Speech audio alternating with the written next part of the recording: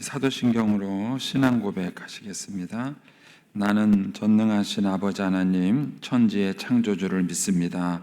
나는 그의 유일하신 아들 우리 주 예수 그리스도를 믿습니다. 그는 성령으로 잉태되어 동정녀 마리아에게서 나시고 본디오 빌라도에게 고난을 받아 십자가에 못 박혀 죽으시고 장사된 지 사흘 만에 죽은 자 가운데서 다시 살아나셨으며 하늘에 오르시어 전능하신 아버지 하나님 우편에 앉아 계시다가 거기로부터 살아있는 자와 죽은 자를 심판하러 오십니다. 나는 성령을 믿으며 거룩한 공교회와 성도의 교제와 죄를 용서받는 것과 몸의 부활과 영생을 믿습니다. 아멘. 우리 찬송가 369장 찬송 하나님께 드리겠습니다. 369장입니다.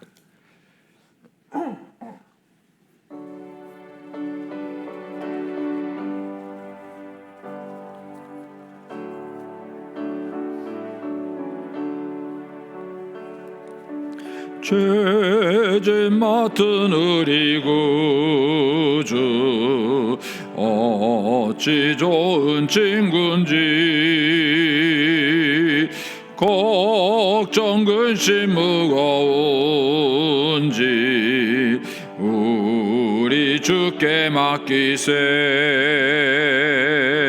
주께 고함 없는 고로 복을 받지 못하네.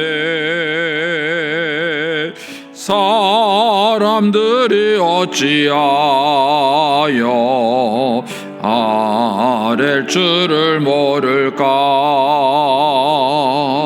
시험 걱정 모든 괴로움 없는 사람 누군가.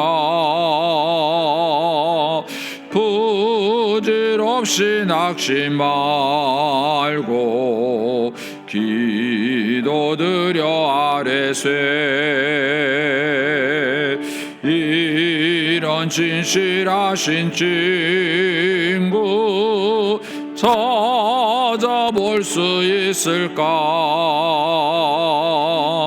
우리 약함하시오니 어찌 아니하릴까. 근심 걱정 무거운지 아니 진자 누군가. 피난처는 우리 예수 주께 기도드리세. 세상 친구 멸시하고 너를 조롱하여도 예수 품에 안기어서 참된 위로 받겠네.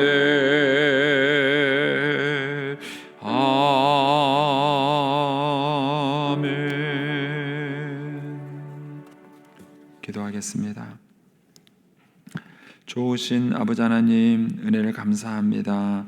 지난 간밤에도 저희들을 주의 품 안에서 편히 쉬게 해주시고 또 이 새벽에도 저희들을 주 앞에 불러주심을 감사합니다. 오늘도 저희들에게 새날 주시고 또 생명 주시고 건강 주셨는데 이 한 날도 주님과 더불어 동행하게 하시고 주를 기쁘시게 하는 한 날 되게 하여 주옵소서. 이 새벽에도 주님께 감사의 예물 또 11조 1,000번째 예물을 주님께 드립니다. 하나님 아버지, 믿음으로 순종으로 감사로 드리는 예물을 주님께서 기뻐 받으시며 약속하신 하늘의 복과 땅의 복으로 충만하게 채워 주시옵소서. 주의 은혜로 종의 가정들을 형통케 해주시며 그 자녀들을 축복하여 주시옵소서. 예수님의 이름으로 축복하며 기도하옵나이다. 아멘. 오늘 아침 말씀은 욥기 21장 1절에서 16절까지 말씀입니다.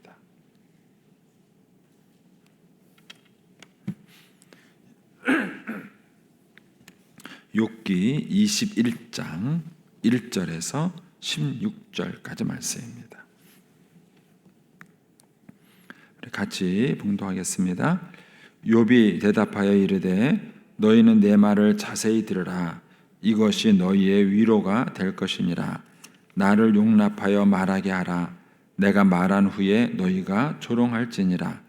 나의 원망이 사람을 향하여 하는 것이냐? 내 마음이 어찌 조급하지 아니하겠느냐?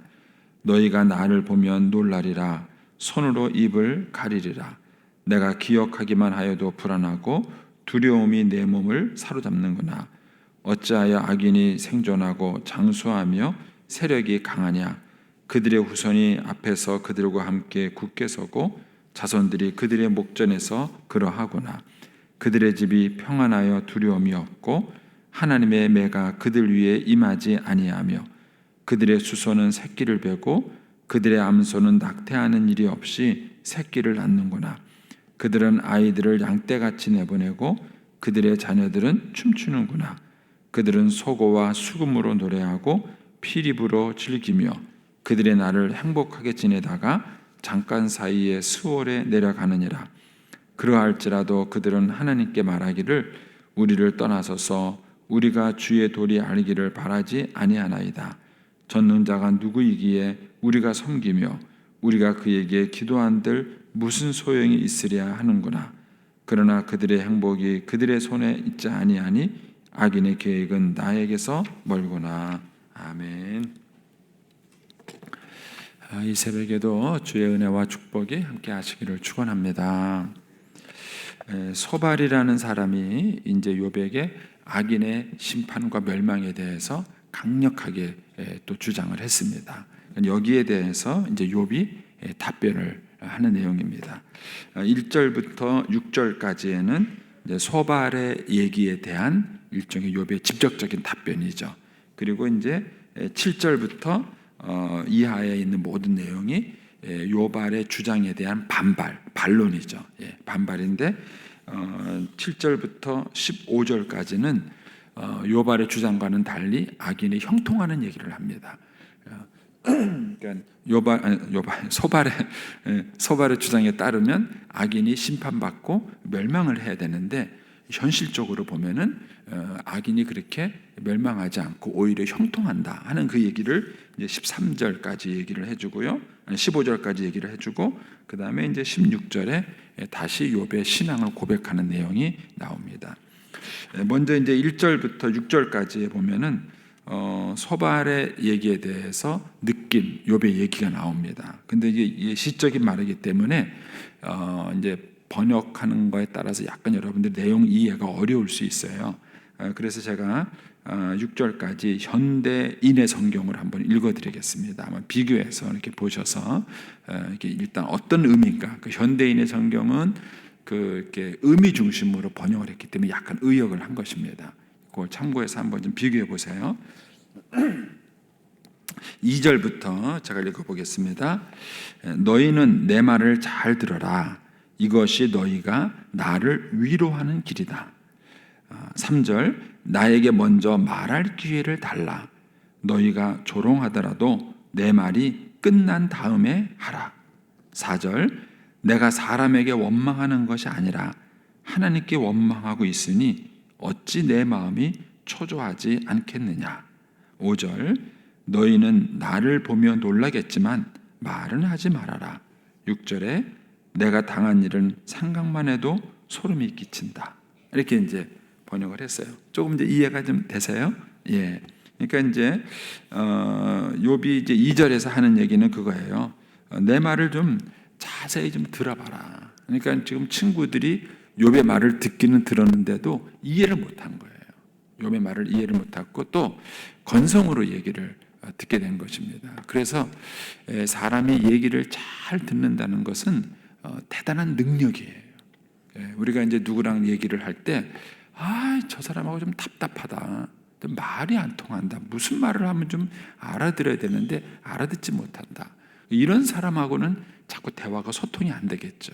또 그런 사람이 무슨 말을 하면은 내 말도 알아듣지도 못하면서 무슨 말 한다고 무시를 하겠죠. 그래서 사실은 잘 말하는 것도 실력이지만 잘 듣는 게 사실은 실력입니다. 근데 우리는 말하는 훈련은 잘해요. 그래서 스피치 학원이 있습니다. 그래서 어린아이들한테 연설을 가르치죠. 그래서 우리도 어렸을 때 저도 그 연설 대회를 했던, 그걸 뭐라 그러더라? 좀 생각이 안 나네. 웅변 대회를 했던 기억이 납니다. 그런데 듣는 교육은 시킵니까? 이제 우리 교회도 선생님들이 많이 계시는데, 초등학교 때부터 아이들이 대학을 갈 때까지, 특별히 초등학교부터 가장 기본 교육인 고등학교를 졸업할 때까지 아이들에게 다른 사람의 얘기를 듣고 얘기하는, 듣는 훈련을 시키는가? 이게 우리 한국 교육이 없어요. 교육제도에. 그러다 보니까 우리 한국 사회가 듣는 기술이 부족해요. 그러니까 매번 자기 주장만 해, 자기 말만 해. 그러니까 상대방의 얘기를 깊이 있게 들어주는 훈련이 필요한데 그런 훈련이 전혀 없어요. 전혀 없습니다. 그러니까 이런 면에서 우리 예수 믿는 사람들이 잘 듣는 귀만 가져도 좋은 사람이 될 수 있어요. 이 친구들이 욥의 얘기를 전혀 이해를 못하는 거예요. 그 욥이 좀 내 말을 좀 자세히 들어봐라. 그럼 내가 지금 무슨 말을 하려고 한 것인지 내 얘기를 좀 들어보고 그 다음에 좀 답변을 해달라. 이렇게 지금 욥이 답답한 마음을 얘기를 하는 것입니다.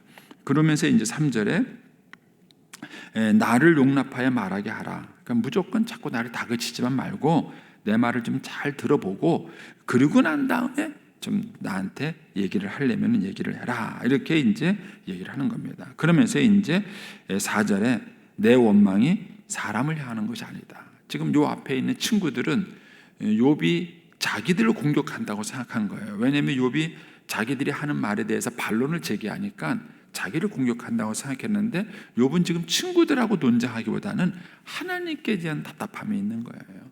왜 하나님께서 침묵을 지키고 계신지, 왜 하나님께서 가만히 계신지 이 문제에 대해서 답답해서 욥이 사실은 하나님께 하소연하듯이 하는 건데 이 친구들은 자기들을 원망하고 자기를 공격한다고 생각을 하는 것입니다.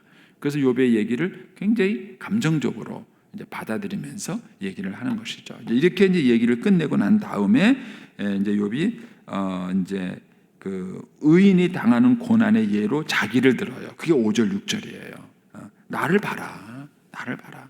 내가 믿음으로 살려고 참 노력을 많이 했는데 지금 내가 고난과 어려움을 겪고 있지 않느냐 하면서 이제 의인이 당하는 고난의 예로 자기를 예를 들고 이제 7절 이하에 본격적으로 소발의 주장과는 달리 악인이 형통하는 얘기를 거기다가 쫙 이제 실어 놓습니다. 거기 보면 몇 가지만 좀 보면 7절에 어찌하여 악인이 생존하고 장수하며 세력이 강하냐. 여러분 주변에 보면은 악한 사람이 다 벌을 받나요? 학생들이요 제일 그 분할 때가 언제냐면요 열심히 시험 공부했는데 선생님이 감독을 제대로 안 하는 거예요. 선생님이 야 지금 잘 봐, 건너지 마. 그리고는요 선생님이 이렇게 신문을 본다든지 아니면 딴 데 쳐다봐요. 그 옆에서 막 컨닝해요. 그때 열받지 않아요? 근데 그 컨닝하는 애들이 걸려야 되는데 안 걸려요. 컨닝하는 애들이 안 걸려요. 근데다가 시험 성적이 잘 나와요. 저는 이제 대학교 처음에 갔을 때 대학교 1학년 때인데 레포트를 쓰잖아요. 근데 제가 글씨를 참 못 써요.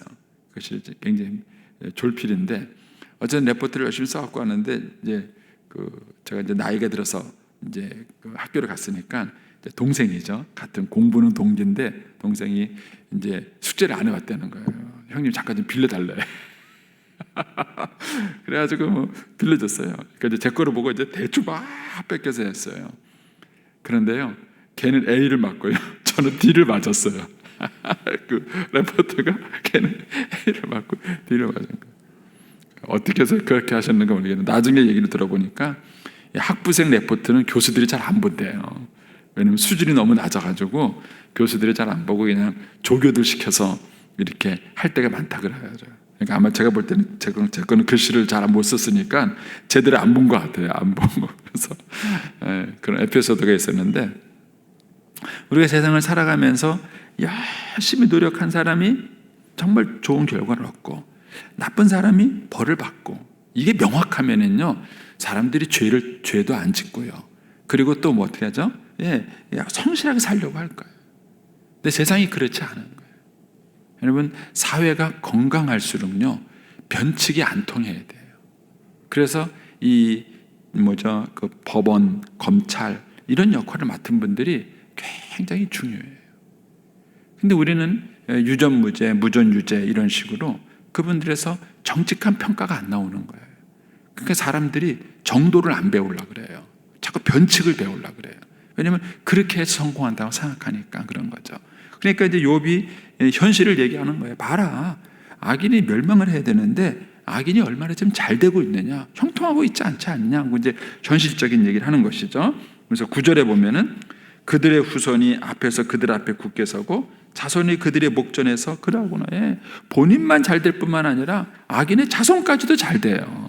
그러니까는 얼마나 답답하겠습니까? 그리고 9절에 가면은 그들의 집에는 평안하여 두려움이 없고 늘 가정이 편안해요. 반면에 예수 믿는 가정은 그냥 고난과 시련과 어려움이 계속 있어요. 그리고 이제 10절에 가면은 그들의 수소는 새끼를 뱉는데 새끼를 낳을 때까지 낙태하는 일이 없어요. 그러니까 쉽게 말하면 사업이 잘 된다는 거예요. 이런 악인들의 형통을 보면서 이제 욥이 답답해하는 것이죠. 여기서 이제 우리가 몇 가지 생각을 해볼 수 있는 것입니다. 첫 번째는요, 일반적인 우리의 믿음은 권선징악이고 인과응보예요. 욥의 친구들은 그 일반적 진리를 가지고 지금 욥한테 얘기를 하는 겁니다. 그런데 그 친구들의 얘기가 욥에게 설득력이 없는 것은 현실성이 떨어지기 때문에 그래요. 기본적으로 권선징악, 인과응보는 맞지만 그런데 그것이 현실적으로 보면은 악인이 형통하는 소위 말하는 반예가 있는 거예요. 그러니까는 이들이 이 욥에게 하는 얘기가 위로가 안 되는 것입니다. 여기서 우리가 이제 배워야 될 게 그거예요. 여러분, 예수 믿는 사람들이 가끔 제가 이제 불신자들하고 얘기를 하다 보면은요, 저한테 뭐라 그러냐, 목사님, 이게 그분들의 표현이에요. 이해하고 들으세요. 예수 믿는 것들은 이렇게 말해요. 사람이라고 하면 예수 믿는 것들은 완전 예수 믿는 사람을 비하해요. 예수 믿는 것들은 인간 같지가 않아요. 그래요. 저는 그게 무슨 말인가 처음에 이해가 안 돼요. 왜 예수 믿는 사람들을 인간 같지 않다 그러나. 그래요. 가만히 얘기해 보니까는요, 공감력이 떨어지는 거예요. 그러니까 자기네들은 이제 술 먹으면서 얘기하면서 이렇게 하면, 예를 들어서 자기네들은 거짓말하는 것도 이해를 하고 뭐 나쁜 짓 하는 것도 이해하고 그렇지 하면서 막 받아주는 거예요. 근데 예수 믿는 사람들은 막 어떻게 술 먹을 수 있냐고, 어떻게 담배를 필 수 있느냐고, 어떻게 그렇게 할 수 있냐고 막 이런 얘기를 하는 거예요. 예수 믿는 사람들은 인간 같지 않다, 이런 얘기를 불신자들이 하는 얘기를 가끔 제가 들어요. 저는 이제 그런 이야기들이 뭐 그들한테는 그렇다 치더라도 자녀들에게까지 그렇게 들으면 문제가 돼요. 자녀들한테 신앙교육을 시키는데 부모의 신앙교육이 현실성이 없어 보일 때가 있어요. 현실성이 없어요. 그러니까 욥의 친구들처럼 교훈을 하게 되면은 현실성이 떨어지는 거예요. 현실성이. 그러니까는 예를 들어서 주일 성수해라. 여러분, 그게 쉬우면 주일 성수해라는 말이 쉽게 안 나와요. 어떤 분이 이제 저한테는 그런 말을 해요. 이해하고 들으세요. 이것 때문에 시험 들까봐. 어떤 분이 자기 친구가 장로인데 그 자기 친구 장로를 흉보는 거예요. 그분 저한테 그 얘기를 하는 분은 불신자예요. 근데 하는 얘기가 뭐냐면 저한테 그러냐, 목사님, 그 친구는요 교회밖에는 갈 데가 없습니다. 제가 그 얘기 듣고 굉장히 충격을 받았어요. 그러니까 믿지 않는 사람이 믿음 생활 잘하는 장로님을 봤을 때에는 교회밖에는 갈 데가 없는 거죠. 왜냐하면 오랫동안 신앙생활을 했기 때문에 세상 것을 다 정리한 거예요. 그리고 교회에 충성했어요. 그런 사람을 불신자가 봤을 때는 교회 가는 게 대단해 보이지 않는 거예요. 자기들이 봤을 때는. 그렇지만 뭐가 대단하냐 하면은 이번 주도 막 유혹을 받고 그냥 뭐 교회 가지 말라고 막 그냥 여러 가지 어려움을 겪고 그러는 상황에서 교회를 가는 게 대단해 보이는 거예요. 그래서 우리 신자들이 조심해야 될 것은 뭐냐면은 주일 성수하는 사람에 대한 공감력이 떨어질 수 있어요. 술 먹지 마라 이렇게 말했을 때 저 같은 사람이 술 먹겠습니까? 오히려 저 같은 사람이 술 먹으면 기절해요. 기절합니다. 그래서 그렇지 않겠어요? 목사한테는 술 먹으란 말. 저는 너무 좋은 거예요. 목사인 저는 뭐 누가 제 친구를 만나도 그래요. 제 친구를 만나도 뭐 술 말 안 해요. 저는 목사니까는요. 저희 친척들도 주일날 결혼식이 있으면은요, 오히려 자기들이 미안하다 그러고 연락을 해요. 아유, 너한테 미안하다. 근데 우리가 일요일날 결혼하게 됐다. 목사니까는 못 가는 거 알아요. 그래서 제가 아유, 뭐 죄송하다고, 제가 못 가서 죄송하다고. 그래서 저는 이제 결혼식 안 가고 그 전에 이제 따로 인사를 드려요. 그래도 이해를 해줘요. 네, 왜냐면 제가 목사라는 것 때문에. 그러니까 어떤 면에서 저는 주일 성수하거나 이런 것들이 큰 갈등과 어려움이 없는 것일 수도 있어요. 그래서 어떤 면에서 제가 성도들의 그런 신앙생활을 공감을 못할 수도 있어요. 얼마나 어렵게 신앙생활 하는지, 얼마나 어렵게 주께 충성하는지, 그런 걸 제가 이해를 못할 수도 있어요. 그런데 오히려 더 잘 이해를 하는 사람은 그런 상황에 있는 사람이에요. 그런 상황에서 있는 사람이 주일 성수도 하고 세상 유혹도 끊어버리고 믿음을 살아가는 이런 어려움, 이런 것에 대한 공감력이 떨어질 수 있다는 거예요. 우리 예수 믿는 사람들이. 그러니까는 권선징악이 맞는 말이고 인과응보가 맞는 말인데, 근데 지금 그게 욥에게는 해당이 안 되는 거예요. 근데 이런 욥의 말을 들어보지도 않고 계속 원론적인만 얘기를 하는 거예요. 계속 원론적인 얘기를 하니까는 욥이 볼 때에는 공감력이 떨어지는 얘기를 하는 거예요. 그래서 우리가 자녀들에게 신앙 교육을 할 때 이 점을 정말 조심하셔야 돼요. 부모님의 말이 자녀들에게 설득력이 있어야 돼요. 아, 맞다. 그런데 엄마는 저 세상 같은 사람 말만, 맨날 말만 하고 있는 거예요. 나하고는 동떨어진 딴 세상 얘기를 하는 것 같은 거예요. 근데 그런 상황에서 자녀들에게 자꾸 신앙적인 얘기를 하면은 아이들의 귀에 들어오지 않는 거예요. 우리 엄마는 도대체 모른다고, 말이 안 통하는 사람이라고 이러는 거예요. 그래서 우리 신자들이 조심해야 될 것은 뭐냐면, 말씀을 배웠을 때 그 말씀을 가르치기 전에 자기에게 적용하는 훈련을 열심히 하셔야 돼요. 저는 이제 목사로서 이 부분에 대한 갈등이 참 많아요. 늘 성도들에게 말씀을 가르치고 전하는 사람의 입장에 있기 때문에 말씀을 배워서 실천하는 것보다 가르칠 일이 더 많아요. 가르칠 일이 더 많아요. 그러면 한 가지 말씀을 배웠을 때 그것을 적용하고 실천하는 게 하루 이틀이 되는 게 아니잖아요.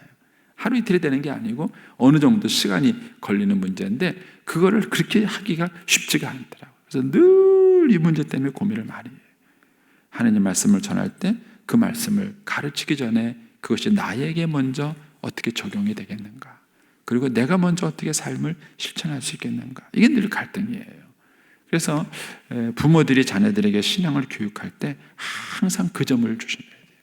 자녀에게 뭘 말하려고 한다 그러면은 말하기 전에 그 말하려는 내용을 먼저 자기가 되새겨 보셔야 돼요. 나는 이렇게 하고 있나? 나는 정말 이렇게 하고 있는 건가? 이런 어떤 되새김질을 하면서 우리가 자녀들에게 신앙을 교육을 시켰을 때 그나마 설득력이 있어요. 그나마 공감력이, 100% 우리가 완벽하게 살아가지 못한다 할지라도 그나마 자녀들에게 설득력 있는 얘기를 할 수 있다는 겁니다. 또 한 가지는 이걸 욥의 입장에서 우리가 생각을 해볼 수 있습니다. 욥은 고난당하기 전에는 이 의인이 당하는 고난에 대해서 하나님께 그렇게 심각하게 질문하지 않았어요. 왜냐하면 자기가 평안을 했거든요. 그러니까 욥이 지금 하나님께 막 얘기하는 반론, 어떻게 악인이 이렇게 형통합니까? 악인이 벌을 받아야 되는데 어떻게 악인이 이렇게 모든 게 다 잘 되고 있습니까? 이런 사태가 욥이 고난당하기 전에도 있었을까요? 없었을까요? 있었죠. 욥이 고난당하기 전에도 이런 일들이 있었어요. 근데 욥은 그때 자기에게 고난이 없었기 때문에 그것이 좀 불합리하다고 느끼면서도 크게 문제 삼지 않았던 거예요. 고민을 안 했던 거예요. 근데 지금 자기가 고난을 당하고 나니까 이 문제가 심각해진 거예요. 그래서 왜 하나님 악인이 형통합니까? 왜 의인이 고난을 받습니까? 왜 하나님 악인이 형통하는데도 왜 벌을 주지 않습니까? 이런 것에 대해서 이제 본격적으로 하나님께 갈등하게 된 거예요. 이것에 대해서 제가 어느 목사님이 얘기했는지 정확하게 기억은 안 나요. 표현만 기억이 나는데 그분이 그런 얘기를 했어요. 고난은 하나님의 확성기다. 그 표현이 제가 굉장히 아주 공감이 됐어요. 여러분, 고난이라는 것은요, 하나님의 확성기예요. 어떤 것들은 그냥 얘기하면 잘 안 들리잖아요. 근데 제가 이 마이크를 써서 얘기를 하니까 다 들리는 거잖아요. 그런 것처럼 하나님께서 우리가 어떤 말을 했는데 우리가 잘 못 듣는 거예요. 하나님의 소리를 못 들어요. 그러니까 하나님이 그 소리를 크게 말하는 거예요. 그 확성기가 뭐냐? 그게 고난이라는 거예요. 그래서 고난을 겪기 전에는 우리가 그런 부분에 대해서 굉장히 소홀하게 지나가고 아무것도 아닌 것처럼 지나가고 뭐 의문이 생겨도 그냥 덮어놓고 넘어가고 이러는 거예요. 근데 그러다가 고난을 받고 나면은 이게 심각해지는 거예요. 그리고 그 부분에 대해서 깊이 생각하게 되고 또 그 부분을 가지고 기도하게 되는 거예요. 그리고 그 속에서 하나님의 뜻과 사랑을 깨닫게 되는 것입니다. 그래서 그 표현이 참 마음에 들어요. 고난은 하나님의 확성기다. 하나님께서 고난이라는 걸 통해서 욥에게 다시 한번 자기도 점검해보고 자기를 되돌아볼 수 있는 심각한 기회를 주는 겁니다. 그래서 욥이 이것 때문에 정말 고민을 많이 하게 되는 것이지요. 그래서 우리 학생들이 뭐 지금 이제 수능을 위해서도 우리가 기도를 하지만 우리가 수능을 잘 봐서 아이들이 단번에 학교를 합격하는 것도 좋아요. 근데 중요한 것은 이 과정을 통해서 아이들이 하나님을 만나고 신앙에 성숙하는 게 더 좋습니다. 저는 개인적으로 단번에 합격도 해봤고 재수도 해봤거든요. 저는 재수도 해봤는데 개인적으로 그런 생각이 들어요. 재수해서 합격할 수 있다는 보장만 확실하다면 저는 재수하는 게 더 좋다고 생각해요. 한 번에 합격하는 것보다 한 번쯤은 재수를 한번 해보는 것이 인생의 쓴맛도 배우고 아이들이 오히려 삶을 더 깊이 있게 살아보는 기회가 된다는 생각이 들어요. 그래서 오히려 고난은 우리에게 유익으로 다가올 때가 많습니다. 우리가 생각지 못했던 것, 듣지 못했던 하나님의 음성을 하나님이 고난이라는 확성기를 통해서 우리에게 크게 얘기해 주실 수 있다는 것이죠. 그래서 저와 여러분이 이 욥기를 계속 읽어가는 동안에 고난에 대한 신앙과 철학들을 좀 다시 한번 확실하게 할 수 있게 되기를 바랍니다. 오늘 16절 한번 마지막으로 보고 마치겠습니다. 거기 보면은 욥이 이제 이것에 대해서 굉장히 흔들리는 생각을 해요. 그러면서도 뭐라 그러냐면은 그러나 그들의 행복이 그들의 손에 있지 아니하니 악인의 길은 나에게서 멀구나. 이 고난 속에서도 욥은 그래도 하나님을 믿는 믿음을 잡고 있어요. 반면에 14절을 보세요. 악인들은 뭐냐니까 그러할지가 뭐예요? 그 앞에 악인들이 형통한 얘기예요. 쫙 너무 모든 것을 만사형통으로 살아왔어요. 그러다 보니까는요, 그들은 하나님께 말하기를 우리를 떠나십시오. 그리고 우리는 주의 도리를 알기를 바라지도 않습니다. 그래요. 왜요? 너무 모든 게 만사형통하니까 하나님이 왜 있어야 되는지를 모르겠는 거예요. 하나님 안 찾는 거예요. 하나님 떠나세요. 나 하나님 필요 없어요. 나 하나님 뜻 같은 거 관심 없어요. 이렇게 말하는 거예요. 여러분, 이것은 저주예요. 왜냐하면 하나님은 계시기 때문에. 그리고 심판이 영원히 없는 게 아니라 마지막 날에는 반드시 심판을 받을 것이기 때문에. 그래서 이거는 저주예요.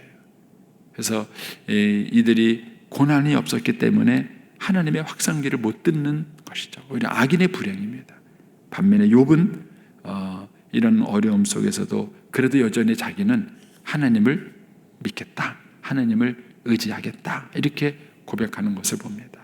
저와 여러분이 고난을 통해서 더 믿음이 견고하게 될 수 있기를 축복합니다. 기도하겠습니다.